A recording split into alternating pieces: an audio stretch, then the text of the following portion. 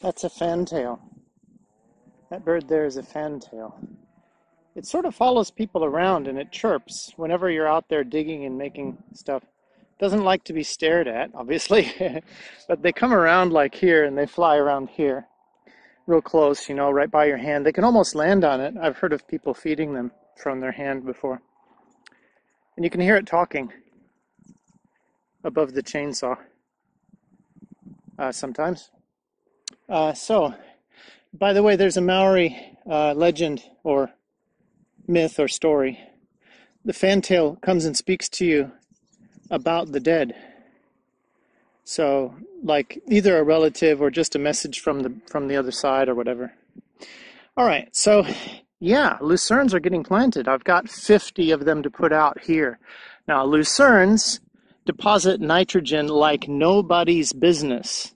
In other words, they deposit more nitrogen than anything else. The only thing that comes there's the fantail. See, going around the dog, going around whoever's here. Just sort of hanging out. And then I stare at it, it goes away, a little bit shy. Not shy at all, unless Misha's eating a fly. Okay, so farther, even more than the second best. I mean, it's like 3 times or 2 times greater than the second best nitrogen fertilizer plant in New Zealand, which is, I think it's the clover by memory. And all natives seem to deposit some nitrogen. So there's a native there I just planted. This is the Pahutakawa. It's a Christmas tree. They call it the Christmas tree because it has puffy red balls in Christmas, and it gets monstrous. The fantail's coming here to tell me about the dead. It gets monstrous. It forms like a shape of a ball, like the shape of a ball. And it's like, how many feet high? Well, if I go to meters, it's probably 10, 15 meters high. And so it's like the same width. It's like a ball, you know. This is quite big. 50 feet, is that right? It's 15, 50, 45. So, yeah, and this is a massive nitrogen depositor. This will get 6 meters high, 5 or 6. It only lives about, they say 7 years, but normally ours is living longer than that. It develops a really hard trunk. It's great for firewood. This part here is dearly loved by every animal on the planet. They eat it. Birds, animals, every kind of herbivore would rather eat this than any other thing. They just eat this like crazy. I don't know what it is about it, but they eat these leaves. So I've got to put a barrel over this and that. They're too young. And all that nitrogen that's going down here under the canopy of the tree, the whole canopy of the tree, right? The whole canopy there's a canopy above, right? There's also a canopy below.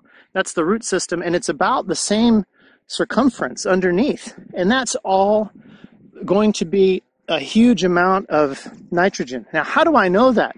Well, because I read it. But no, it's even more than that. I haven't just read it. I have chopped down a very mature, one of these guys, Lucernes, up at my house there.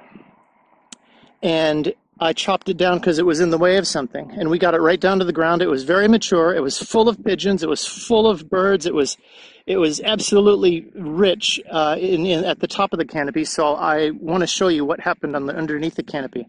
Now, our ground is hard clay. When I say hard clay, I'm talking about its struggle to get the shovel in 20% like that one is. It's a very big struggle to do that in the summer. I'll tell you what happened. When I dug down here, I was digging and digging and digging and digging, and then the digger dug and dug, and we made a place to lay concrete, which you have to dig even more. And it never stopped the black earth that thing puts out. It puts out black earth deep down 6 meters. 8 meters, look it up on Wikipedia. How deep do the root systems go of a lucerne tree? 6 to 8 meters. We're talking about black earth that could feed a lot of people. And it's manufactured soil by the tree. It doesn't cost anything. It just takes time, and you have to give the tree time to do that. And that's the tree to do it with. So I've got 50 of those guys because they're a little bit tricky to grow. Actually, they're quite hardy in some way, but I don't know. I've had mixed results. So what I'm going to do is these guys are going to be all through there, sparsely populated between the barrels that you see now. Now, all those barrels that you see now are fruit trees. Fruit trees are in them. So those barrels will be all, integrated in with this. Now look at that. Look how dry that is. All that's going to be full of sparsely populated lucernes as well.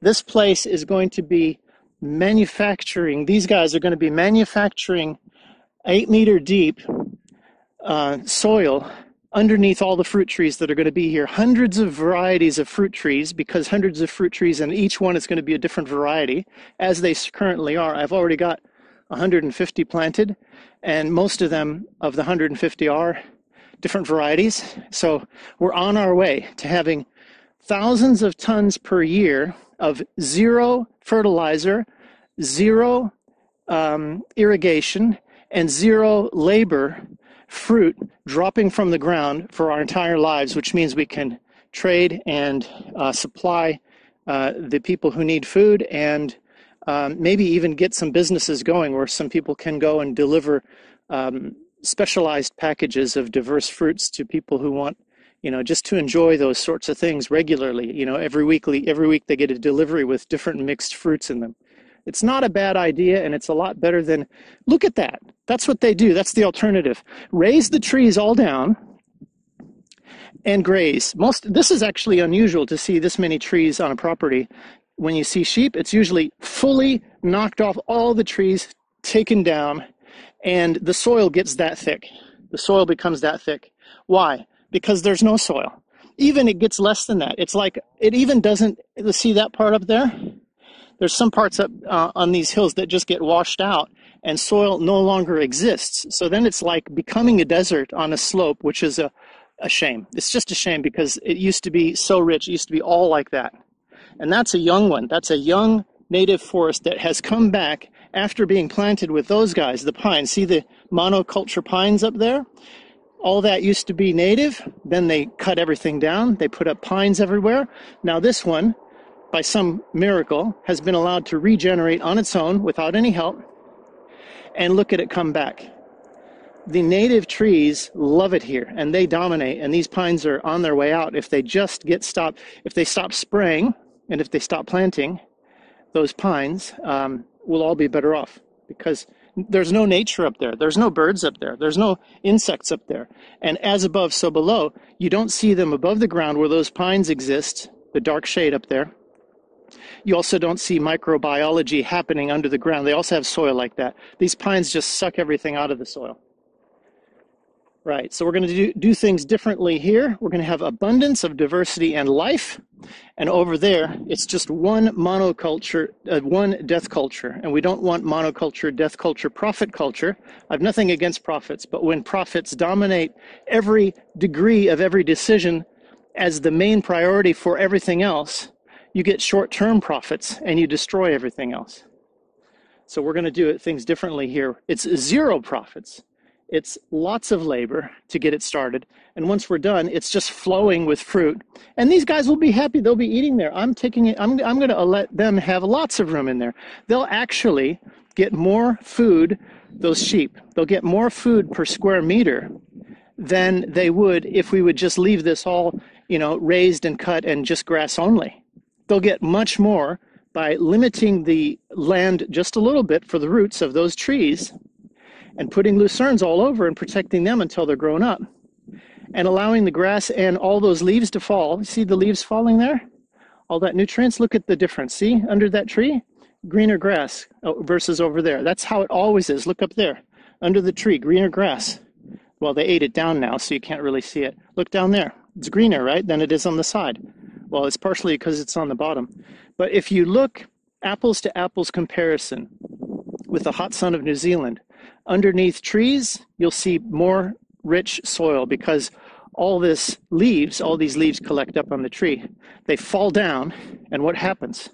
They fall down and they enrich the soil below them. And where does that nutrient come from? It comes from deep, deep down below.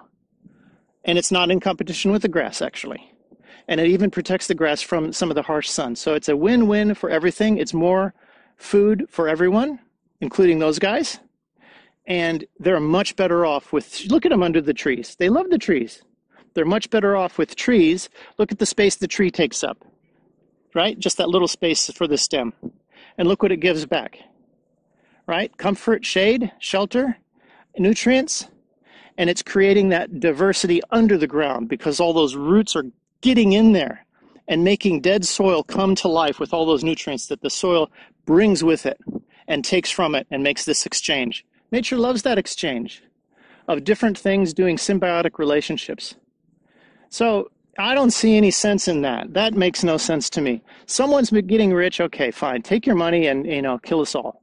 What do you do? What do you do? I've got a pine nut. See, that's a pine nut. But this pine, unlike that pine, this pine's going to grow up tall, same as that. This pine's going to suck juice out of the ground just like that. But this pine's mixed in with other things that have this relationship with it. And this is a pine nut. So we get the pine nuts, which is an expensive nut. It's going to be dropping these pine nuts. Guess how long it takes? 20 years to get my first pine nut.